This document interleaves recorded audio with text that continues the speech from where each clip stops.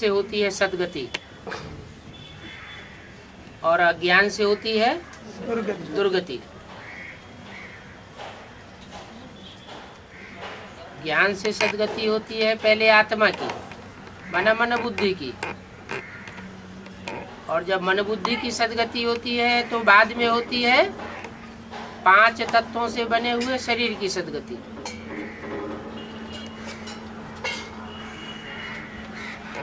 और जब अज्ञान से दुर्गति होती है तो पहले आत्मा की दुर्गति होती है, फिर शरीर की भी दुर्गति होती है, 5 तत्वों की दुर्गति होती है। दुर्गति माना तामसी, सद्गति बना सात्विक। तो अभी प्रकृति भी सात्विक नहीं है और आत्मा भी सात्विक नहीं है। सतयुग में आत्मा भी सात्विक थी और प्रकृति भी सात्विक थी। आत्माओं के स्वभाव संस्कार के ऊपर प्रकृति का भी मदार है, क्योंकि प्रकृति जड़ है और आत्मा चैतन्य है।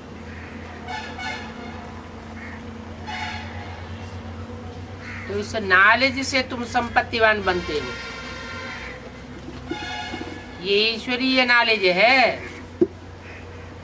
एक जन्म तुम यह ईश्वरीय नॉलेज लेते हो, आत्मा में ज्ञान के संस्कार भरते हैं और जन्म जन्मांतर के लिए तुम संपत्तिवान बन जाते हो। यहाँ के ज्ञान के संस्कार जन्म जन्मांतर चलते हैं और धनवान भी बन जाते हो। यहाँ के ज्ञान रतन अनेक जन्मों के लिए स्थूल रतन बन जाते हैं। तुम कोई भी मंदिर में जावेंगे तो झट समझेंगे। जैसे दिलवाला मंदिर है, वो तो जड़ है। तुम जानते हो कि ये दिलवाड़ा मंदिर है, हमारी यादगार है। और दिलवाड़ा मंदिर में 2 प्रकार के मंदिर दिखाए गए हैं। एक नीचे की ओर गोरी मूर्तियां रखी हुई है और एक ऊपर पहाड़ी पर काली मूर्तियों का मंदिर है। जो काली मूर्तियों का मंदिर है वो ऊपर क्यों रखा गया है और गोरी मूर्तियों का मंदिर नीचे क्यों रखा गया है? कालों को तो नीचे होना चाहिए। कलयुग में होते हैं काले और सतयुग में होते हैं गोरे। तो सतयुग ऊंचा युग है या कलयुग ऊंचा युग है? फिर हाँ, संगम युग की यादगार है कि संगम युग में जो काले बन जाते हैं, श्याम बन जाते हैं, और जितने जास्ती श्याम बने हैं अंतिम जन्म में, उतने जास्ती वो सुंदर बनते हैं। जो गोरी मूर्तियों का मंदिर है वो विजयमाला की आत्माओं की यादगार है। ब्रह्मा जैसे पुरुषार्थियों की यादगार है। जैनियों के 2 प्रकार के मंदिर होते हैं, एक श्वेतांबर और दूसरा दिगंबर। श्वेतांबर मंदिर में सफेद मूर्तियां होती हैं और वो मंदिर नीचे की ओर बने हुए होते हैं, और दिगंबर मंदिरों में काली मूर्तियां होती हैं और वो मंदिर ऊंचाई पर बने हुए होते हैं। कहाँ की यादगार है? बेसिक नॉलेज और एडवांस नॉलेज की यादगार। बेसिक नॉलेज में जिन आत्माओं ने पुरुषार्थ किया है, उनमें जो चंद्रवंशी आत्माएं हैं उनकी यादगार है श्वेतांबर मंदिर। दिलवाड़ा मंदिर में जो नीचे की ओर सफेद मूर्तियां रखी हुई हैं, वो जन्म जन्मांतर की रहने बनने वाली आत्माएं हैं। जिन्होंने पवित्रता का बहुत पालन किया है। भारत के राजाएं जन्म जन्मांतर अपवित्र बनते रहे, उन्होंने कृष्ण को फॉलो किया, ये कह करके कि कृष्ण को इतनी रानियां थी तो हम क्यों नहीं रख सकते। तो राजाएं तो पतित हुए और भारत की रानियों ने जौहर करना उचित समझा, लेकिन विदेशियों के पंजे में नहीं आई, अपनी पवित्रता को अक्षुण्ण रखा, तो वो गोरी मूर्तियां दिखाई गई। लेकिन वो रानी बनने वाली आत्मा की यादगार है। स्त्री और पुरुष चोले का सवाल नहीं है, स्वभाव संस्कार की बात है। तो जिन आत्माओं ने ब्रह्मा को फॉलो किया, उनकी यादगार सफेद मूर्तियों का मंदिर बना, और जिन आत्माओं ने शंकर को फॉलो किया, राम वाली आत्मा को फॉलो किया, उनकी यादगार वो काली मूर्तियां ऊपर की ओर रखी हुई है। शरीर से भल काले हैं, लेकिन मन बुद्धि उनकी ऊंची स्टेज में रहती है। शरीर से पावन नहीं है, क्योंकि जब शरीर पावन बन जाएगा तो पुरुषार्थ खलास हो जाएगा। लेकिन मन बुद्धि सुप्रीम सोल बाप की याद में ऊंची स्टेज में रहती है। तो तुम कोई भी मंदिर में जावेंगे, चाहे हिंदुओं के मंदिर में जावे, चाहे जैनियों के मंदिर में जावे, बौद्धियों के मंदिर में जावे, तुम तो झट समझ जावेंगे। जैसे दिलवाड़ा मंदिर है, वो भी जड़ है, और ये है चैतन्य, जो तुम्हारे पुरुषार्थ से तैयार होता है। हूबहू जैसे यहाँ झाड़ में दिखाया हुआ है, वैसे ही मंदिर बना हुआ है। ऊपर भीत में सारा स्वर्ग दिखाया है। दिलवाड़ा मंदिर में ऊपर छत की ओर देवताओं की मूर्तियां दिखाई गई है। तो समझ लिया कि स्वर्ग कोई ऊपर होता होगा। वो ऊपर होने की बात नहीं है, बल्कि पुरुषार्थ की संपन्नता की स्टेज में ऊंची स्टेज की बात है। कैसी स्टेज की बात है? जिसका नाम रख दिया है स्वर्ग, स्वर्ग। अपनी आत्मिक स्टेज में चला गया। तो जो आत्मिक स्टेज में स्थित हो जाते हैं, वो स्वर्ग का अनुभव करते हैं। जब तक देवभान की स्थिति है, देवभान का अनुभव करते हैं, तब तक नरक में पड़े। देवभान से बनता है नरक, और आत्माभिमान से बनता है स्वर्ग। तो स्वर्ग को ऊपर दिखाया गया है। ऊपर माना ऊंची स्टेज। ऐसे नहीं कि ऊंची स्टेज ही स्वर्ग होता है और प्रैक्टिकल में स्वर्ग होता ही नहीं है। नहीं, वो स्टेज जो आत्मा की आत्मिक स्टेज परिपक्व बन जाती है एक बार, फिर वो आत्मा 2500 वर्ष तक लगातार स्वर्ग का अनुभव करती है। वहां फिर पुरुषार्थ करने की दरकार नहीं रहेगी। लेकिन वहां का कोई गायन नहीं है शास्त्रों में।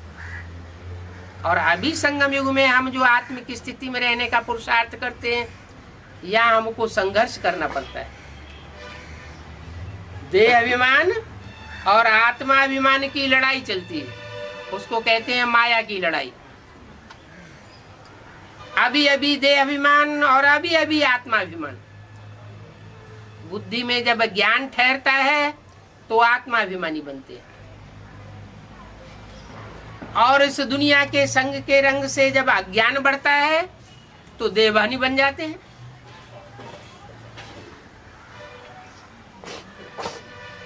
तो वो स्वर्ग ऊपर में दिखाया है, माना हम रहते तो नीचे ही दुनिया में हैं, लेकिन मन बुद्धि से इस दुनिया से जब उपराम है तो जैसे स्वर्ग में।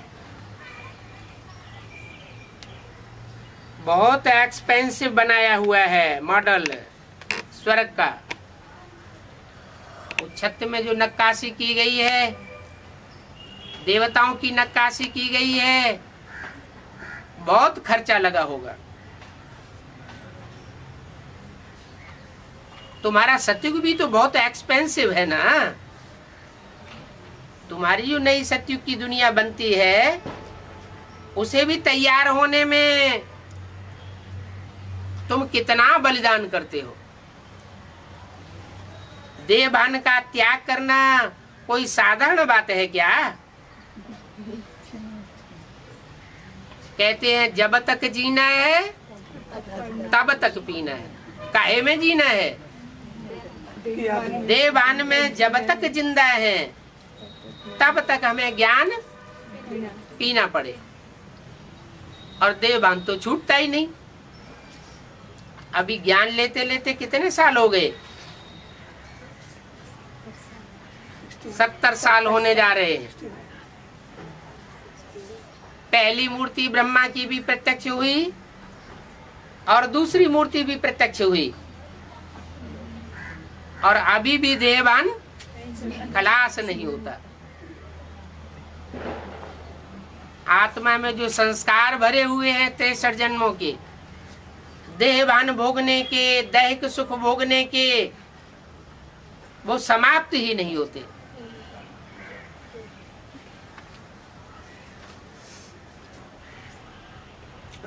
क्यों नहीं समाप्त होते?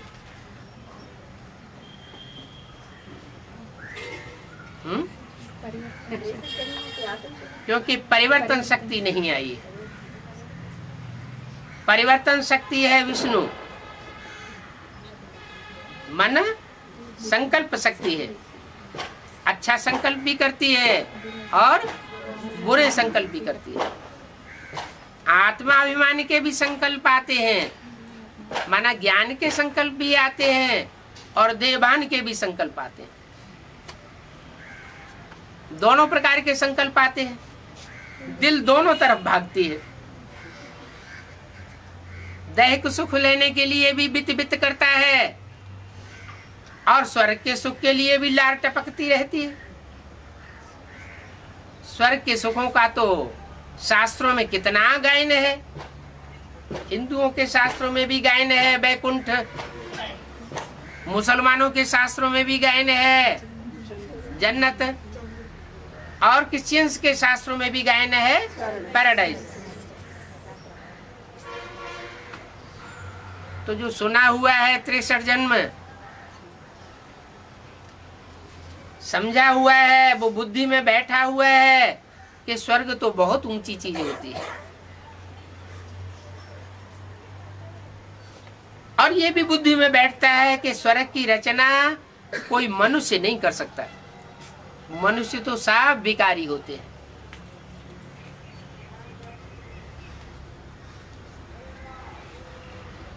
मनुष्यों के द्वारा, मनुष्य गुरुओं के द्वारा ये सृष्टि नरक बनती आई है। हजारों साल की हिस्ट्री हमारे पास मौजूद है। तो बात बुद्धि में बैठती है कि नरक कौन बनाता है? नर माना मनुष्य, का माना करने वाला। नरक बनाने वाला कौन है? नर। नर माना मनुष्य, नर नरक बनाने वाला है। उसका नाम क्या रख दिया? नरक। नरक जो नर करता है, माने मनुष्य जो कुछ करता है वो नरक बनाता है, और भगवान जो कुछ करता है उससे स्वर्ग बनता है। तो किसकी रचना श्रेष्ठ हुई? भगवान की रचना श्रेष्ठ है। मनुष्य तो इन आंखों से दिखाई पड़ता है? मनुष्य तो इन आंखों से दिखाई पड़ता है, नर माना मनुष्य। लेकिन नर से जो नारायण बनाने वाला है वो इन आंखों से दिखाई नहीं पड़ता। मनुष्यों को तो झट पहचान लेते हैं। ये संत जी महाराज आए, ये गुरु जी महाराज आए, ये महामुनि आए, ये ऋषि मुनि आए, झट पहचान लेते हैं। लेकिन भगवान को पहचानने में बड़ा रोला माया डालती है। ज्ञान की दृष्टि से पहचानते भी हैं, फिर माया रोला डाल देती है। तो एक तरफ पहचानना, दूसरी तरफ भुलाना। बार बार पहचानते हैं, बार बार भूलते हैं। बार बार निश्चय बुद्धि होते हैं और बार बार अनिश्चय बुद्धि बन जाते हैं। तो जब भगवान को पहचानेंगे ही नहीं, जानेंगे ही नहीं, तो उसकी मत पर चल करके स्वर्ग कैसे बनाएंगे? आत्म की स्थिति में जाना कैसे होगा? तो पहली बात क्या आती है? बाप को पहचानना। किसके बाप को पहचानना? नर के बाप को पहचानना या आत्मा के बाप को पहचानना? एक तरफ है नरक और दूसरी तरफ है स्वर्ग। शब्द है ना, शब्दों के अर्थ भी है। स्व माने आत्मा, ग माने गया। आत्म की स्थिति में जाने का नाम है स्वर्ग। वहां से फाउंडेशन पड़ता है स्वर्ग का। और नर माना मनुष्य, का माना करने वाला। मनुष्य जो कुछ करता है वो क्या करता है?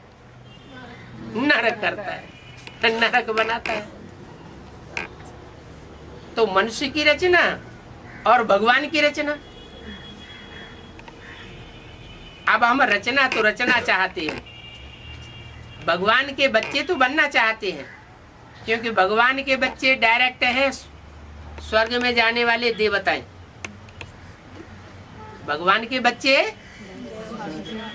देवताएं हैं जो डायरेक्ट भगवान के बच्चे बनते हैं।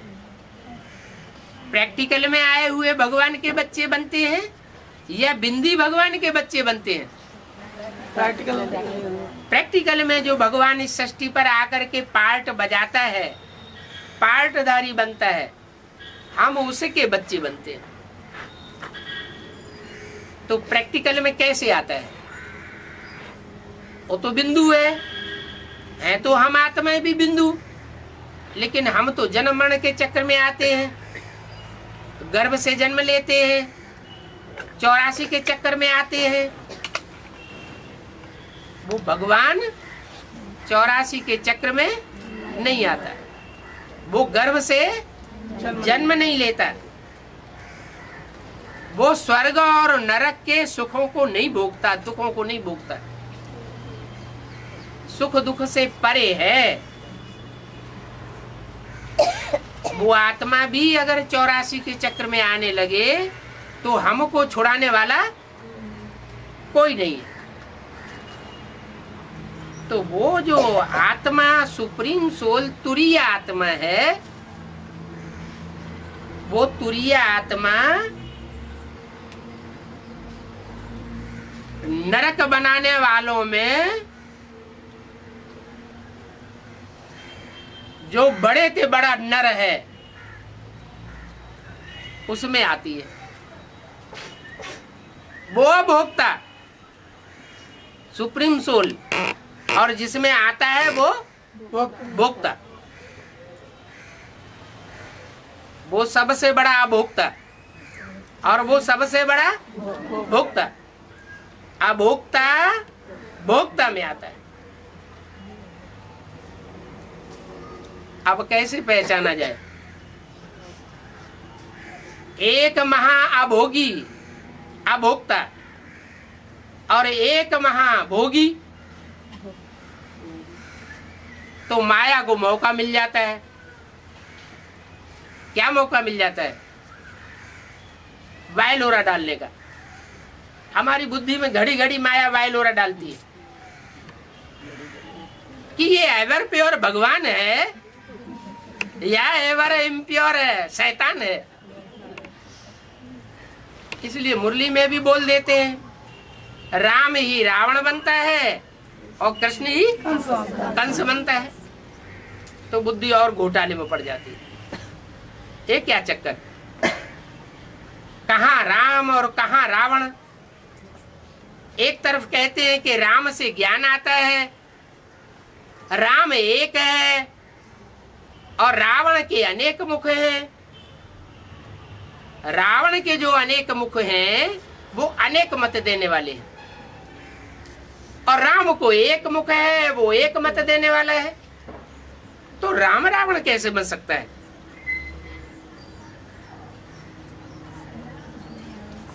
कृष्ण कंस कैसे बन सकता है?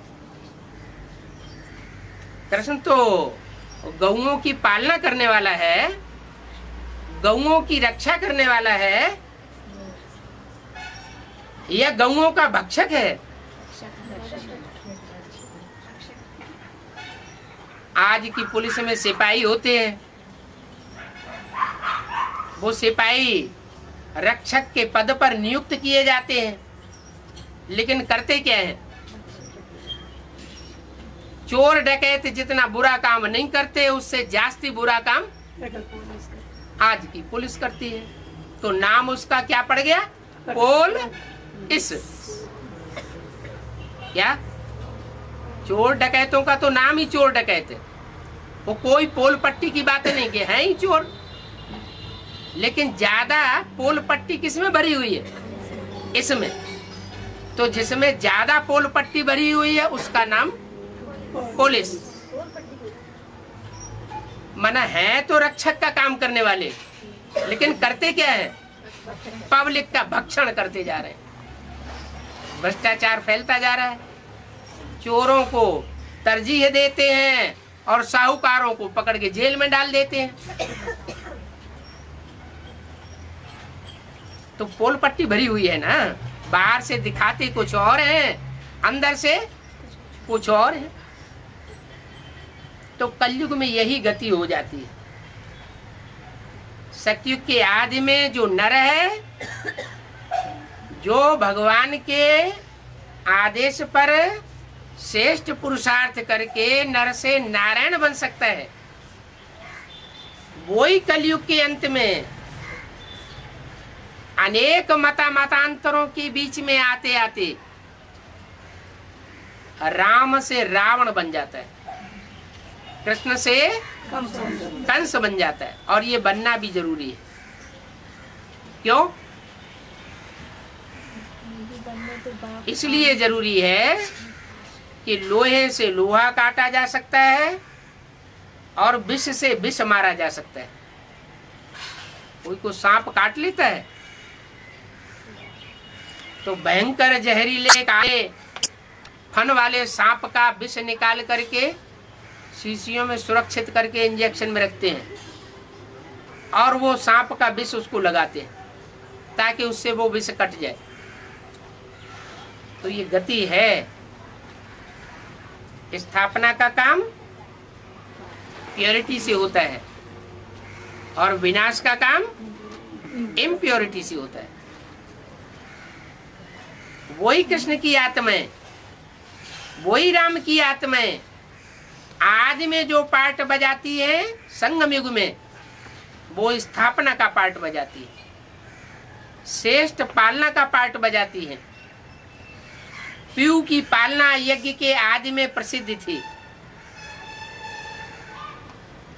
दादा लेखराज ब्रह्मा तो बाद में हुए, उनसे भी पहले पालना कौन करता था? पीयू के द्वारा पालना होती थी। तो वो आत्मा स्थापना में भी अग्रगणी थी, राम और कृष्ण की आत्माएं। और जब वही आत्माएं तामसी बनती है और तामसी बच्चों के प्रिय संपर्क संसर्ग में आती है, तो उसमें भी वो सबका माँ बाप बनती है। अच्छे में भी माता पिता और बुरे में भी माता पिता। जो अच्छे से अच्छे देवताएं हैं उनके भी माता पिता हैं, और बुरे ते बुरे जो दैत्य हैं, असुर हैं, उनके भी माता पिता है, तो पार्ट भी उनको वैसा ही बजाना पड़े। जब काली दुनिया बन जाती है, दुखदाई बन जाती है, तो महाकाल और महाकाली चाहिए। वो रामकृष्ण की आत्माएं विकराल रूपधारी पार्ट बजाती है। ये नियम है कि जो जितना प्यार करता है वो उतना मार भी देने वाला बनता है। ब्रह्मा की सोल ने बच्चों को अति प्यार दिया, इतना प्यार दिया, इतना प्यार दिया कि प्यार देने की होड़ में 500-700 करोड़ मनुष्य आत्माओं से भी आगे गया। क्योंकि जो प्यार देता है वो सहन भी करता है, बहुत सहन किया। जिन बच्चों को प्यार दिया उन बच्चों ने धोखा दे करके उनका हार्ट फेल कर दिया, फिर भी उनके प्रति बुरा भाव नहीं आता है। स्थूल शरीर छूट जाता है, सूक्ष्म शरीर मिलता है, तो भी उन बच्चों की परवरिश करते हैं, पालना करते हैं। लेकिन हर बात की कोई हद होती है। जिन बच्चों के साथ ब्रह्मा की सोल ने इतना अच्छा पार्ट बजाया, सहनशीलता का पार्ट बजाया, प्यार का पार्ट बजाया, और बच्चों ने उनके साथ धोखा दिया, अत्याचार किया, तो अत्याचारी उन बच्चों का हिसाब किताब नहीं बनता है क्या? बनता है या नहीं बनता है? 100 गुना बोझ चढ़ता है या नहीं चढ़ता है? वो हिसाब किताब कब पूरा होगा? पूरा होगा या नहीं होगा? होगा। संगम युग में ही पूरा होगा या सतयुग त्रेता में पूरा होगा? ऐसे तो नहीं कि संगम युग का हिसाब किताब सतयुग त्रेता द्वापर कलयुग में पूरा होगा, नहीं, इसी संगम युग में पूरा होना है। तो वही राम की सोल, वही कृष्ण की सोल, जिन्होंने यज्ञ के आदि में इतनी अच्छी पालना की, वो अंत में फिर राम सो रावण का रूप धारण करते हैं और कृष्ण सो कंस का रूप धारण करते हैं।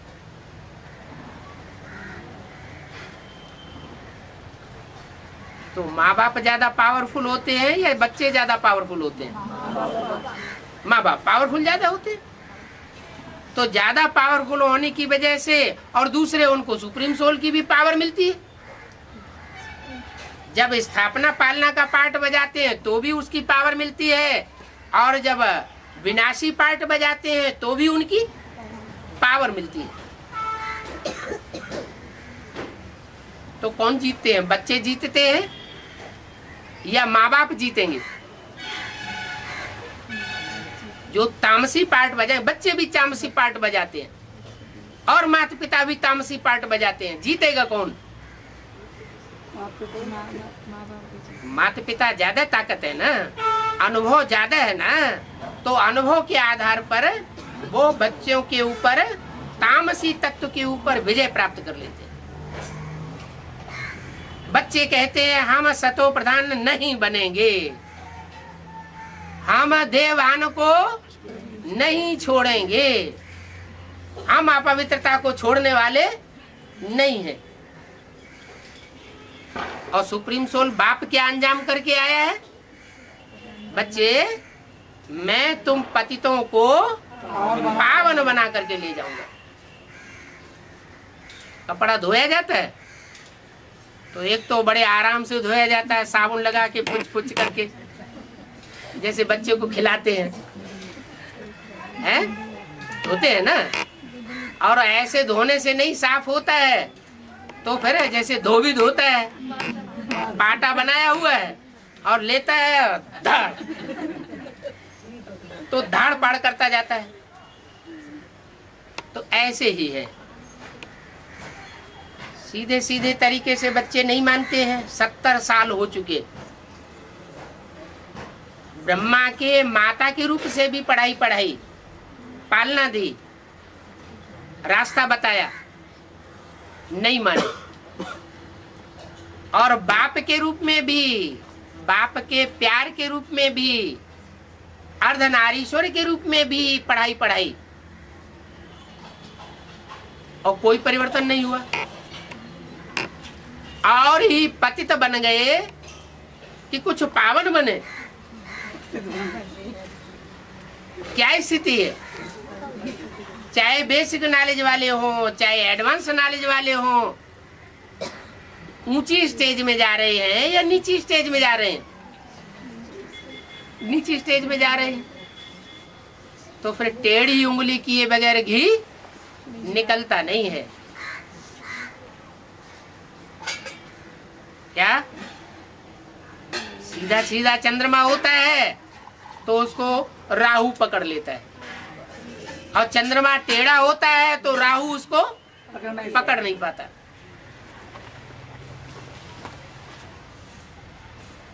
तो राम बाप है, मतलब ये है कि जो टेढ़ा होता है उसका कोई कुछ नहीं बिगाड़ पाता, और जो सीधा साधा होता है उसको सब नुकसान पहुंचा देते हैं।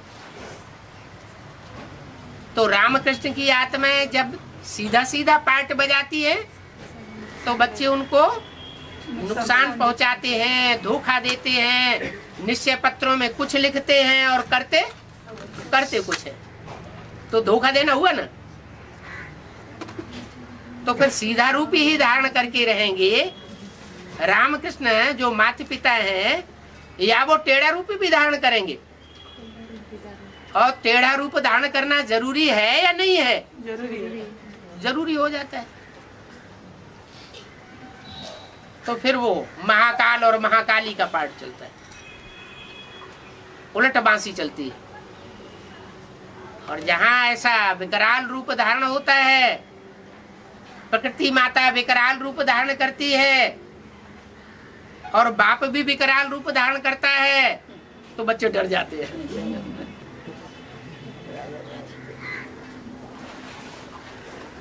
विनाश लीला शुरू होगी और सब पुरुषार्थ में खड़े हो जाएंगे। लेकिन फिर तो एक बार डंडा उठ गया तो उठ गया। फिर ऐसे थोड़े कि माँ का पाठ शुरू हो जाएगा। फिर तो जो एक बार सदगुरु का पाठ शुरू हुआ तो अंत तक, जब तक पूरा काम न करे, पूरी संपन्नता न आ जाए, तब तक वो विनाश लीला चलती रहेगी। 500 करोड़ की जो भी दुनिया है, राक्षसी दुनिया, वो जब तक खलास न हो जाए और जब तक 9,16,108 देवताओं की दुनिया तैयार न हो जाए, तब तक वो कयामत का कहर गिरता रहेगा। अभी भी टू लेट का बोर्ड नहीं लगा है।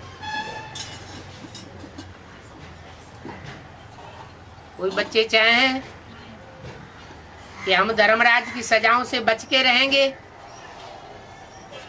तो अभी भी 8 की लिस्ट में आ सकते हैं। क्या जो 8 हैं वो धर्मराज की कोई भी प्रकार की सजाएं नहीं खाएंगे, या उनके पार्ट डिक्लेयर हो चुके? 8 के पार्ट अभी भी डिक्लेयर नहीं हुए हैं, क्योंकि बाप भी अभी गुप्त रूप में पार्ट बजाए रहा है। बच्चों की नजरों में कभी प्रत्यक्ष हो जाता है और कभी गुप्त हो जाता है। कभी बच्चे बाप के ऊपर निश्चय बुद्धि होते हैं, कभी अनिश्चय बुद्धि होते हैं। नहीं तो हर समय बच्चों को निश्चय बुद्धि होकर रहना चाहिए। लौकिक दुनिया में भी माँ एक बार बता देती है, 2-4 बार बता देती है, ये तुम्हारा पापा है। बच्चों को ज्ञान तो नहीं होता ना, ज्ञान के तरीके से विश्लेषण तो नहीं करते। सिर्फ माँ बता देती है कि ये तुम्हारा बाप है, और बच्चे स्वीकार कर लेते हैं, चाहे कितने भी बड़े बच्चे हो जाएं, तो भी माँ की बात पर विश्वास रहता है। कोई उनसे कहे नहीं नहीं ये तुम्हारा बाप नहीं है, तुम्हें झूठा बता दिया है, क्या तुमने देखा है कि ये तुम्हारा बाप है? अरे देखता कौन है? कोई अपने बाप को बाप बनते हुए देखता है क्या? बाप का काम होता है बीजारोपण करना। बीज जो बोया जाता है वो गुप्त रूप में बोया जाता है, तो उस कार्य को कोई देखने की तो सवाल है ही नहीं। तो फिर बच्चे कैसे पक्का कर लेते हैं लौकिक दुनिया में कि हमारा बाप है? पक्का तो करते हैं ना। वहां कोई ज्ञान के तरीके से समझानी नहीं होती है तो भी पक्का हो जाता है। और यहाँ ज्ञान के तरीके से हजारों पॉइंट दे करके बाप समझाते हैं, बच्चे मैं तुम्हारा बाप आया हुआ।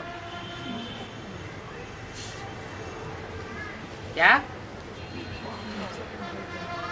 अच्छे से अच्छे कर्मों के आधार पर भी तुम्हारा बाप आया हुआ हूं, और बुरे ते बुरे कर्मों के आधार पर भी तुम्हारा बाप बन करके आया। देवताओं का भी बाप है और दैत्यों का भी बाप है। फिर अनिश्चय पैदा क्यों हो जाता है?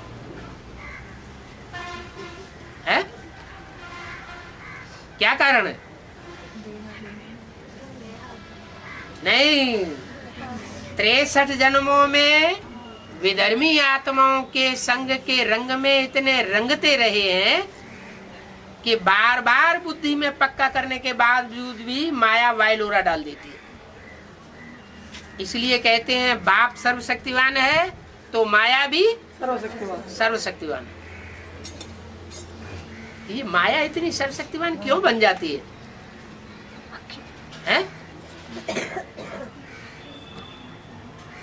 इसका कारण क्या है?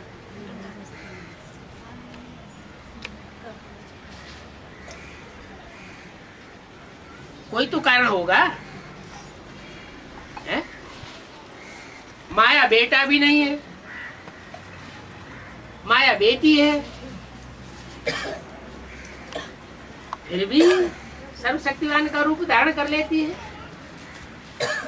बाप के समान सर्वशक्तिवान बन जाती है। ऐसी क्या सिफ्त है माया में? कोई सिफ्त तो होगी ना, कोई तो विशेषता होगी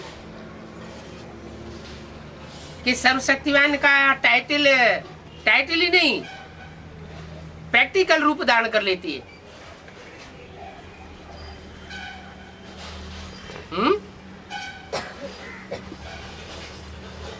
नहीं आता बुद्धि में। बुद्धि से पहले सरेंडर होती है। क्या? बच्चे तन से, धन से, समय से, संपर्क से, संबंधियों से सरेंडर होते हैं, लेकिन बुद्धि से सरेंडर नहीं होते।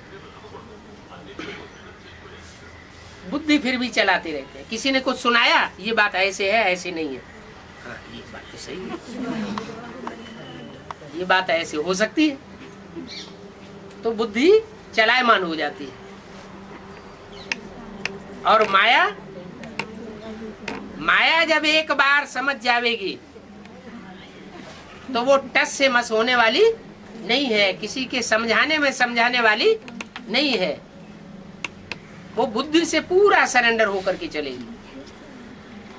इसलिए बोला है कि सबसे पहले माया सरेंडर होगी जब प्रत्यक्षता होगी। तो अभी तो बाप गुप्त पार्ट बजा रहा है, तो प्रत्यक्षता होने तक माया जब तक प्रत्यक्षता पूरी नहीं होती है तब तक माया सरेंडर होने वाली नहीं। तो बच्चे भी कहाँ सरेंडर हो रहे हैं? तो सरेंडर होने तक तो सताते रहते हैं। तो माया, बच्चे भी कहाँ सरेंडर हो रहे हैं? बच्चे धन से थोड़ा धन भी दे देते हैं, थोड़ा तन भी दे देते हैं, थोड़ा समय भी दे देते हैं, थोड़ा संपर्कियों को भी अर्पण कर लेते हैं, संबंधियों को भी ईश्वरीय सेवा में अर्पण करा लेते हैं, लेकिन बुद्धि से अर्पण नहीं होते। बुद्धि से अगर एक बार अर्पण हो जाए तो अनिश्चय का सवाल ही नहीं। लेकिन बार बार अनिश्चय पैदा होता रहता है।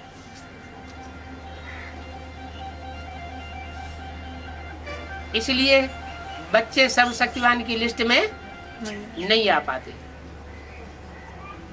नंबरवार बनते हैं। जो आत्माएं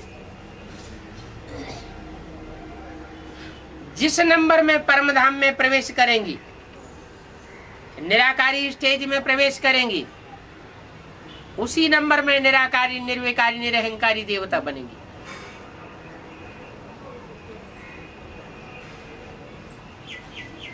तो पहले पहले रामकृष्ण की आत्माएं प्रवेश करती है, जो माता पिता के रूप में षष्ठी पर पार्ट बजाने वाली है।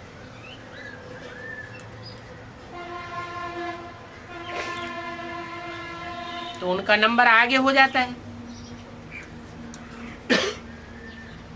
फिर मायावी सृष्टि शुरू होती है। तो संगम युग में नर से नारायण और नारी से लक्ष्मी बनने वाली आत्माएं और उनके फॉलोअर्स, और सतयुग के पहले जन्म में कृष्ण और कृष्ण से नारायण बनने वाली आत्मा, और राधा से नारायणी लक्ष्मी बनने वाली आत्मा, और उनके जो भी फॉलोअर्स हैं। ये दो कैटेगरीज हैं जो देवत्व का पद पाती है प्रवृत्ति मार्ग में। दोनों की प्रवृत्ति बनती है, माँ बाप के रूप में नर नारायण की, नारी लक्ष्मी की, और बच्चों के रूप में राधा और कृष्ण और उनके फॉलोअर्स की।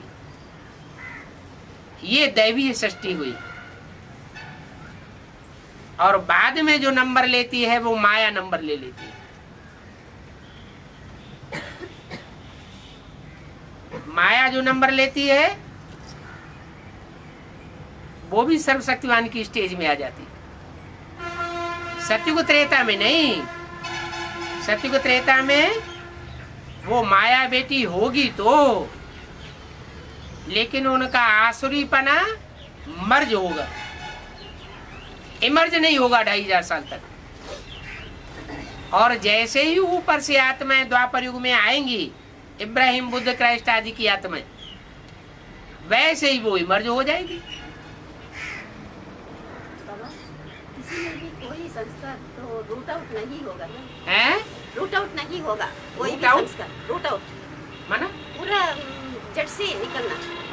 हाँ, पूरा जड़ से निकलना होता है ना 2500 साल के लिए। एक मर्जी होता है, लेकिन बीज में जो शिफ्ट होती है वो शिफ्ट कभी खत्म नहीं होती।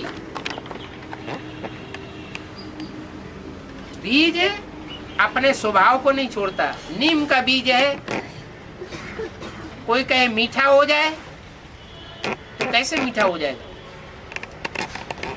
जो आत्मा में जो संस्कार जन्म जन्मांतर के भरे हुए हैं और जितने जन्मों के भरे हुए हैं, वो संस्कार तो ऑटोमेटिक नुदे हुए हैं, अनादि नुदे हुए हैं।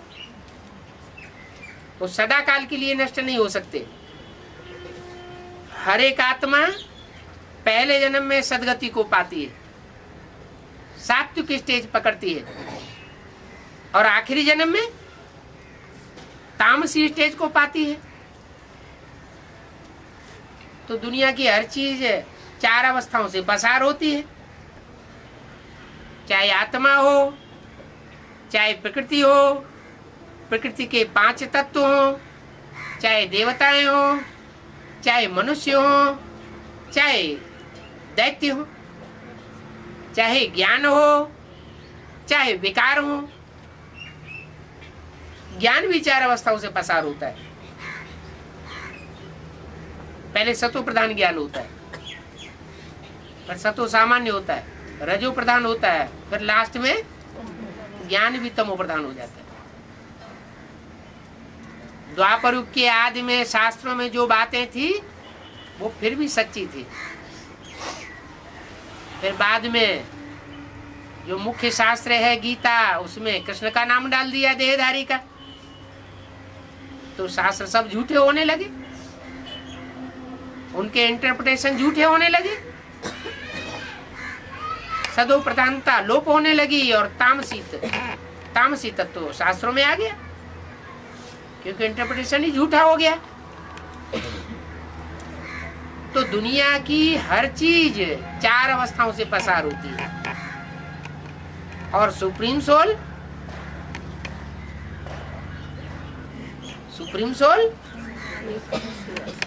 वो 4 अवस्थाओं से पसार नहीं होता,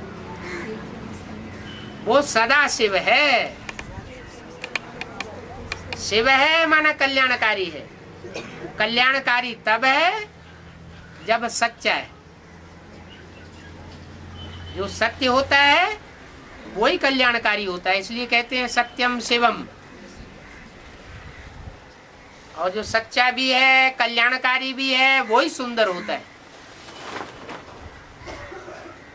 नहीं तो सुंदर हो नहीं सकता। तो वो तुरीय आत्मा है जो 4 अवस्थाओं से पसार नहीं होती। वो 5000 साल परमधाम में पड़ी रहती है। लेकिन और भी तो आत्माएं हैं जो 5000 साल परमधाम में पड़ी रहती हैं। सन 36 तक भी पड़ी हुई थी और अभी भी परमधाम से आत्माएं उतर रही है। तो वो भी तो 5000 साल तक परमधाम में रहती हैं। फिर वो क्यों 4 अवस्थाओं से पसार होती है?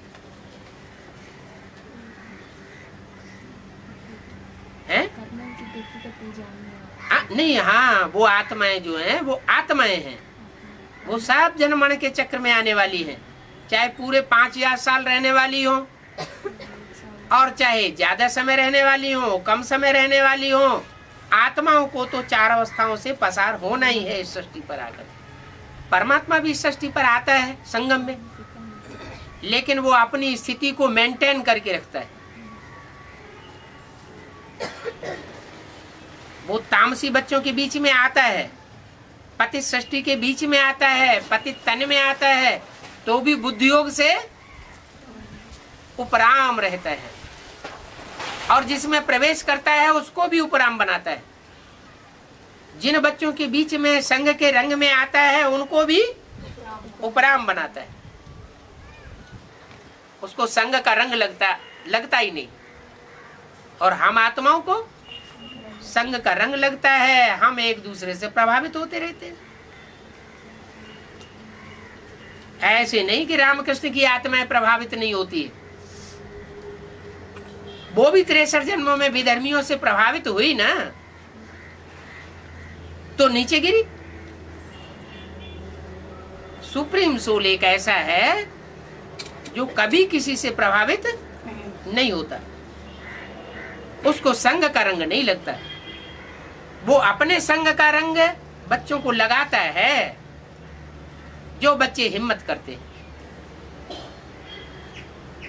हिम्मत करेंगे तो संग का रंग लगेगा, हिम्मत ही नहीं करेंगे, अरे पता नहीं जाने क्या हो जाएगा, या डर जाएंगे तो संग का रंग नहीं लगेगा। हिम्मते बच्चे मददे बाप। एक कदम हिम्मत का बच्चों को जरूर बढ़ाना पड़े। एक कदम बच्चे आगे बढ़ाते हैं तो बाप 100 कदम बढ़ के आगे आता है। तो ये अंतर है आत्माओं के पार्ट में और सुप्रीम सोल बाप के पार्ट में। आखिर सुप्रीम सोल बाप को क्या मिलता है, उसे प्राप्ति क्या होती है जो ये इतना पार्ट बजाता है? हमको तो सुख की प्राप्ति होती है, हम आत्माओं को स्वर्ग में सुख भोगते हैं। इस नरक की दुनिया में आते हैं तो नारकीय दुखों का सुखों का भी अनुभव लेते हैं, भले क्षण भंगुर है। देहभान का भी तो सुख होता है ना, चलो क्षणभंगुर होता है, लेकिन होता तो है ना। तो हम तो अनुभव लेते हैं, उसको क्या मिलता है? हैं? वो अभुक्ता है, तो क्यों आता है इस सृष्टि पर? है? है? है? हाँ, वो बाप है ना। वो बाप जो है, बाप का स्वभाव संस्कार ही ऐसा होता है कि वो अपने लिए नहीं जीता है। बाप सदैव बच्चों के लिए जीता है। इस सृष्टि पर आता है, जीवन धारण करता है, भले गर्भ से जन्म नहीं लेता, लेकिन प्रवेश करता है, और प्रवेश करके जीवन धारण करता है, और बच्चों को दुख से छुड़ा करके सुख की सृष्टि में ले जाता है। जो सुख की सृष्टि में जाते हैं वो उसके असली बच्चे हैं, और जो नहीं जाते हैं वो उतने अच्छी संतान नहीं है, पक्के बच्चे नहीं हैं। एक होते हैं पक्के देवताएं और दूसरे होते हैं कच्चे देवताएं। पक्के देवताएं वो हैं जो पूरे 84 जन्म लेते हैं। पूरे 84 जन्म लेकर के इसी जन्म में परमात्मा की पढ़ाई पढ़ के इसी जन्म में आत्मा का भी सुधार करते हैं, और शरीर के भी 5 तत्वों का भी सुधार कर लेते हैं। उनकी आत्मा और शरीर रूपी नैया दोनों इस विषय सागर से पार चली जाती है। वो बाप के हैं पक्के बच्चे, सूर्यवंशी। वो प्लस में आने वाले बच्चे हैं। और जिनका शरीर छूट जाता है, आत्मा को तो कारण या कारण है कोई न कोई तरीके से सात्विक बना लेते हैं। जैसे मम्मा बाबा ने शरीर छोड़ दिया, स्थूल शरीर छोड़ दिया, फिर भी वो 16 कला संपूर्ण बनते हैं। तो कैसे बन जाते हैं? सूक्ष्म शरीर का तो बंधन बन गया, अपूर्णता तो बनी रही, संपूर्ण चंद्रमा तो बने नहीं, अधूरा चंद्रमा बन गए। जो भी अधूरे धर्म वाले हैं वो सब उस चंद्रमा को मानते हैं। मुसलमान अपने झंडे में कौन सा सिंबल दिखाते हैं? चंद्रमा दिखाते हैं। उन्हें चंद्रमा प्यारा है। संपूर्ण चंद्रमा प्यारा है या अधूरा? दूज का चांद बहुत अच्छा समझते हैं।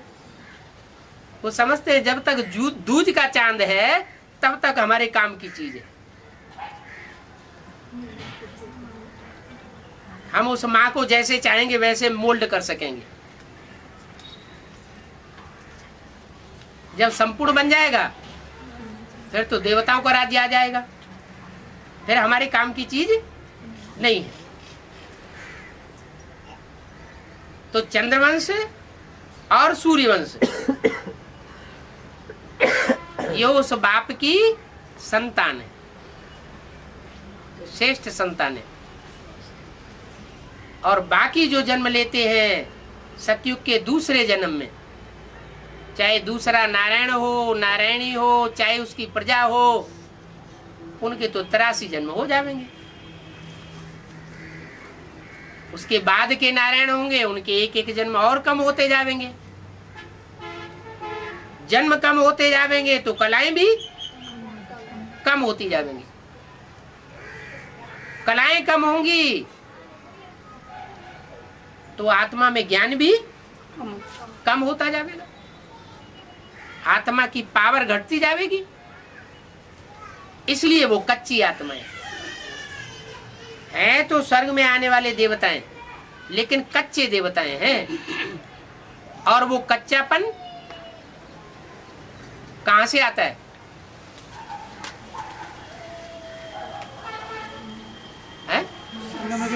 संगम युग में जब बाप आकर के ज्ञान देता है तो वो अधूरा ज्ञान उठाते हैं। आपस में एक दूसरे में बुद्धि ज्यादा फंसाते हैं। जिसके लिए मुरली में बोला है, कोई मम्मा के मुरीद, कोई बाबा के मुरीद।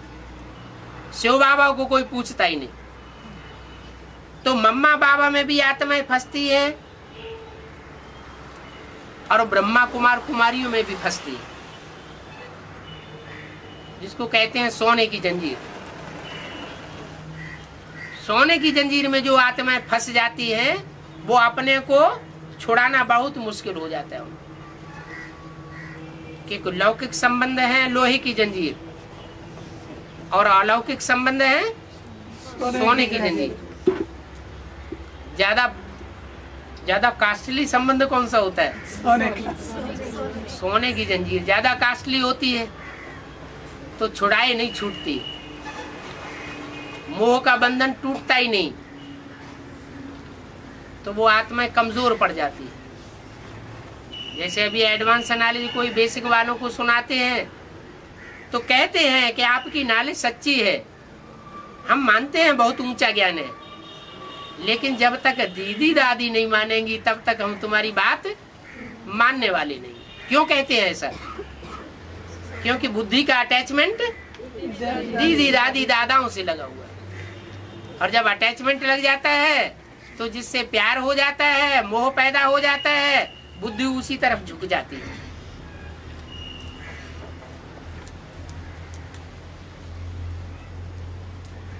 तो वो कच्ची आत्माएं बन जाती है।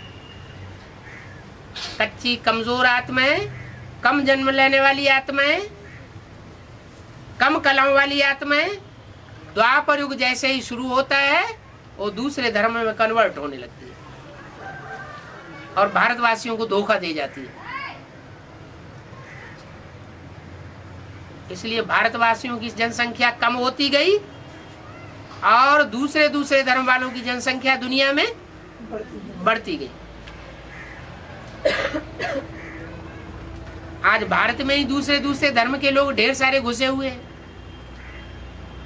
दिल्ली में जाके देखें तो उसी तादाद में हिंदू भी रहते हैं और उसी तादाद में क्रिश्चियन भी रहे पड़े हैं, बौद्धी लोग भी उसी तादाद में, सिख लोग भी उसी तादाद में। थोड़ा सा फर्क होगा। हर धर्म की आत्माएं भारत की राजधानी दिल्ली में घुसी हुई है, तो सारे देश में भी यही हाल है। दूसरे धर्म के लोग सब घुसे हुए हैं, क्योंकि ये माता पिता का देश है। हर धर्म की आत्माओं को माता पिता की गोद में स्थान लेने का हक है। भगवान से प्यार लेने का हक है, लेकिन जो भारतवासी हैं वो भगवान बाप के प्रति हक अदा करते हैं, और जो विदेशी हैं जन्म जन्मांतर के वो हक अदा नहीं करते, धोखा दे देते हैं, ब्रह्मा की दाढ़ी की लाज नहीं रखते। अब ये प्रैक्टिकल में हो रहा है। ब्रह्मा के मुख से जो परमात्मा बाप ने जो वाणी चलाई, उस वाणी को विशेष महत्व देना चाहिए। मुख से निकली हुई बातों को विशेष महत्व देने वाले मुखवंशावली ब्राह्मण बनना चाहिए। तो मुखवंशावली ब्राह्मण नहीं बनते। मुरली क्या कहती है इससे जैसे कि कोई सरोकार ही नहीं, कुछ लेना देना ही नहीं। मुरली के महावाक्यों को जब चाहेंगे तब उखाड़ देंगे, उड़ा देंगे, पूरी मुरली की मुरली ही उड़ा देंगे, नहीं छापेंगे। तो मुखवंशावली हुए या कुखवंशावली हुए? वो कोख को ही प्यार करते हैं। चाहे ब्रह्मा की गोद ली हो, चाहे मम्मा की गोद ली हो, चाहे ब्रह्मा कुमार कुमारियों की गोद में गए हो या उनसे अटैचमेंट किया हो, तो वो कुखवंशावली ब्राह्मणों की लिस्ट में आ जाते हैं। और ऐसे कुखवंशावली ब्राह्मण वो द्वापर युग से दैत्य के रूप में संसार में प्रत्यक्ष हो जाते हैं। अभी संगम युग में भी प्रत्यक्ष होने वाले हैं। इसलिए अव्यक्तवाणी में बोला है, अभी चेहरे तैयार हो रहे हैं, मूर्तियां तैयार हो रही हैं, कोई के राक्षसी चेहरे तैयार हो रहे हैं और कोई के देवी देवता के चेहरे तैयार हो रहे हैं। शास्त्रों में और जो गुफाएं बनी थी 2000 साल पहले, उन गुफाओं के चित्रों में और शास्त्रों के चित्रों में वो देवताओं के और असुरों के चित्र तो दिखाए हैं ना। तो वो चरित्र करने वाले कोई प्रैक्टिकल में हुए होंगे ना। कब हुए होंगे? सत्ययुग त्रेता में हुए होंगे या संगम युग में हुए होंगे? और संगम युग में अभी तैयार हो रहे हैं वो चित्र। तो अभी तो बहुत ध्यान देना है, कहीं ऐसा तो नहीं हम कोई देहधारी में फंसे हुए हों। अगर कोई देहधारी में फंसे हुए होंगे, बुद्धि उस तरफ लटक पड़ती होगी, तो फिर उसी की बात मानेंगे, मुरली की तरफ ध्यान नहीं जाएगा। अभी तो क्या होना चाहिए? एक शिव बाबा, दूसरा ना करो। दूसरा न कोई। ओम शांति।